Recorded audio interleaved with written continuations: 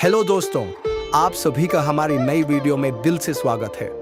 आज हम पहुंचे हैं बाबा विश्वनाथ की नगरी बनारस की रंग बिरंगी गलियों में, जहां हर गली अपने स्वाद और संस्कृति की एक अलग कहानी सुनाती है।